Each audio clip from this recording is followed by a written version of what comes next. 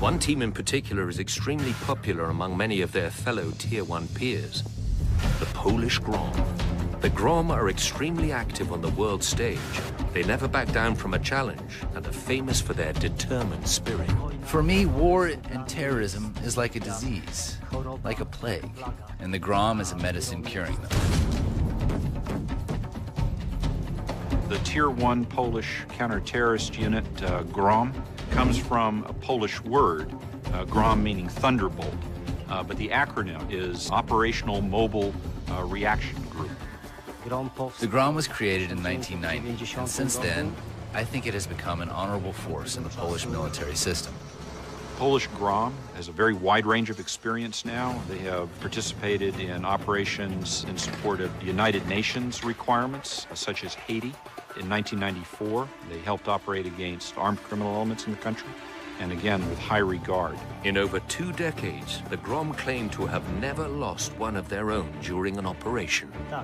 Yes, this is true. The GROM have never lost any of the soldiers during the war. Unfortunately, I have lost friends during a training accident back in Poland, but never during an operation. Not only are the GROM efficient, but they're also an inspiration to many others.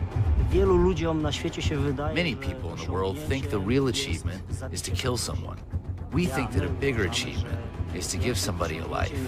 I have taken part in the operation of recapturing hostages a couple of times, and there is nothing more moving than seeing tears in the eyes of an adult man who was released by us 5 minutes before he was to be executed. The Polish GROM are just a charismatic bunch of guys. I am happy to hear that everyone around from special units like the GROM. Why is this? Maybe because we feel like nothing is impossible. We're also a team of friends, and people are just happier in a friendly environment. The GROM are known for their hard work and their hard play. It's been said that you don't want to try and bring these guys under the table. The Polish GROM like to think that they can outdrink everyone else, and there may be some truth to that. Is there anyone here who, after having done a hard and exhausting job, would not be willing to have a good time and have a drink? In 2011, a ship and crew operated by South Korea was hijacked by pirates, and the Koreans showed the world just how hard they had been training. The Republic of Korea UDT, or Korean Navy SEALs, are heavily modeled after and often trained with their US SEAL brothers. With a constant threat looming at their border to the north, the UDT have good reason to always stay sharp. North Korean agents are a constant threat and have been known to use what are called midget submarines to infiltrate South Korean waters. The South Korean UDT are a unique bunch. They actually send guys through our pipeline, through our training, and take some of that knowledge back to their own units. An operation that indicates the capability of the Republic of Korea Navy SEALs is the Samho Jewelry operation in 2011. There's been a dramatic rescue on board a hijacked freighter in the Arabian Sea. The early morning raid had been carried out with a South Korean destroyer and a Lynx helicopter providing covering fire. The ship and her 21 crew members were taken out into international waters while it's believed the pirates waited for backup or their ransom to be met. South Korea had to act.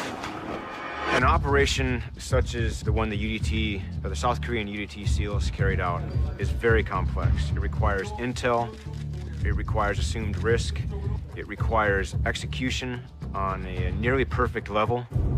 Just before dawn on January 21st, the UDT saw their opportunity and made their move. Using small, fast boats, the Korean team hit the freighter like a typhoon. For the ROK Navy SEALs, to fight the pirates and rescue the hostages is like fighting through a 15-story building that's made of steel with steel doors laid on its side. They would be fighting from compartment to compartment, having to work their way, cut their way, blast their way through the doors as the pirates tried to hold off their attackers.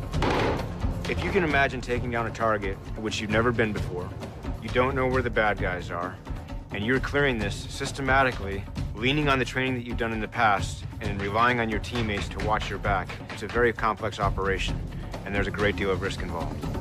The 5-hour siege ended with the killing of 8 pirates, capturing of 5 more, and the freeing of all 21 crew members.